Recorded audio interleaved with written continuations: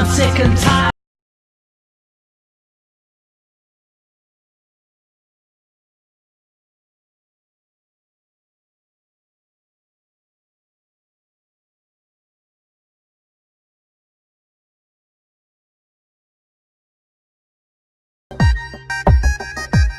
And another thing about the solid Earth is they have to figure out why the P waves are reaching the other side of the Earth a lot later than they should. And so basically they're saying that during it, well, that's why they create this outer core.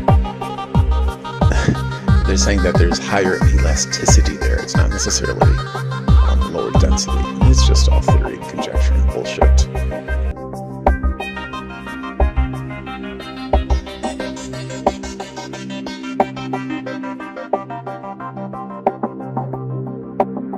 Creating the striations, this interference, the solar wind, and the curved rays of the sun interacting with the magnetic flux of the lips of the metallic rind of the Earth.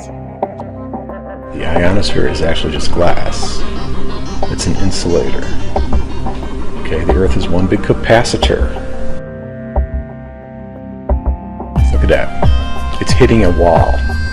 It's hitting the glass guy.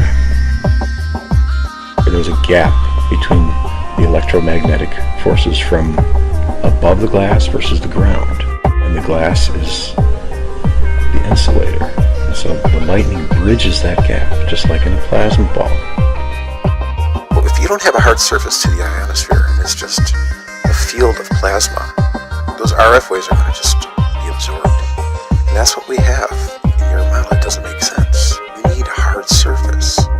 Therefore, they have to give you different layers of it, and that's dependent upon the frequency.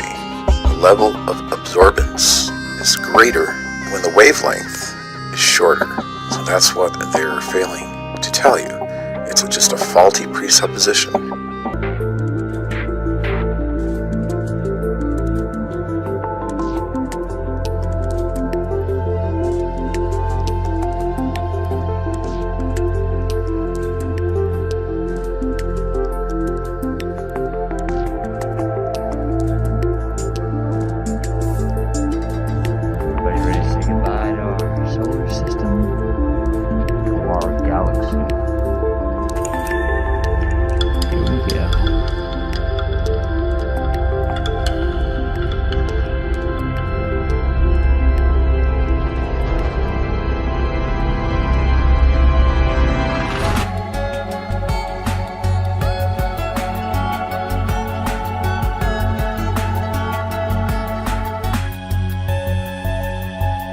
They don't know how the sun works.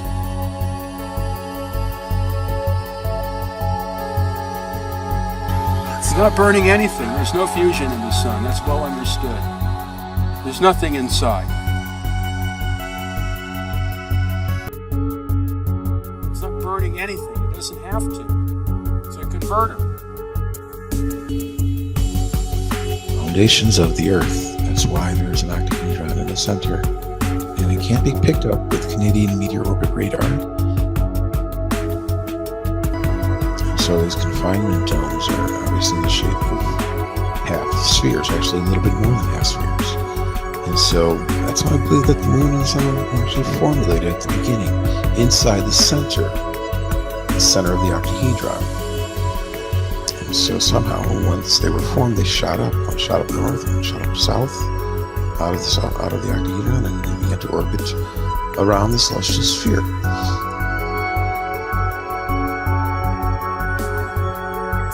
These so-called plasma tubes that they're detecting are all pointing to 33 degrees.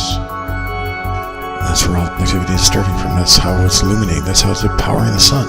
And so you can actually even think about these, which you think are plasma tubules, but actually is the source of light. It's the source of energy. It's the source of the ether.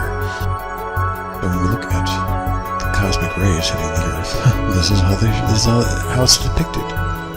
You guys have light detectors and charged particle detectors on the ground, and they're always observing a convergence as you go up. It's not because it's of perspective, and that cannot work. Obviously, if you look at the cosmic ball, there would be a positive meniscus over your head, which would converge. So the origin of these cosmic rays are coming from the north sides of the north. And they pass through this high vacuum state of this glass door effect, and they increase in velocity. It emanates out in all directions. It looks for an opening. And we have Cygnus X going right through it because the Milky Way band is a little bit thinner, and it allows those cosmic rays to be penetrated through the celestial sphere. It's not actually coming from the stars. The stars are just tiny little luminescent bubbles. About 50 times as much mass in this system, and in all systems we can measure, comes from stuff that doesn't shine. And physicists, with their linguistic perspicacity, have called it dark matter. Tiny bubbles,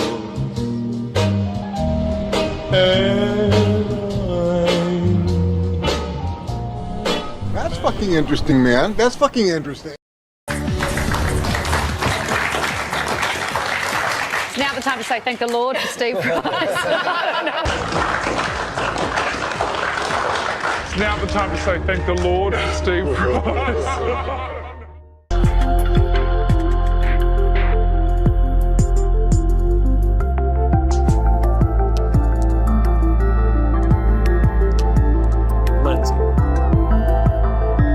Reflection of light by matter is well observed in astronomy.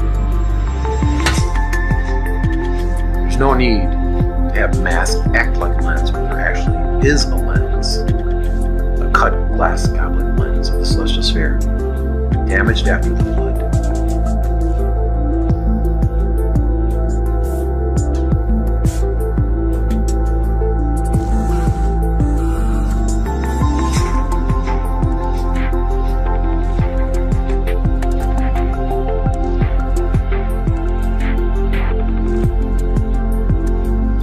Same type of colorization stress values that the nacreous or iridescent clouds have. Same thing.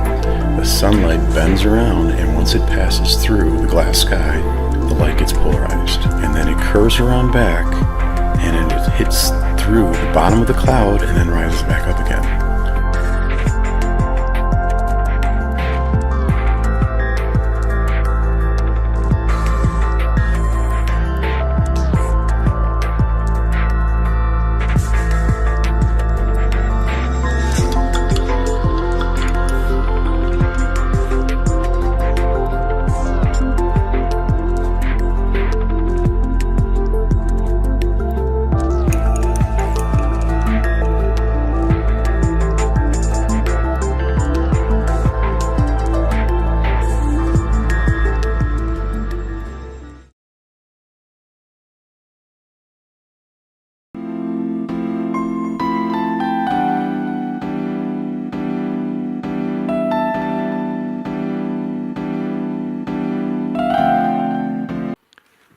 Stąd dobrze widać halo, jakie utworzyło Słońce.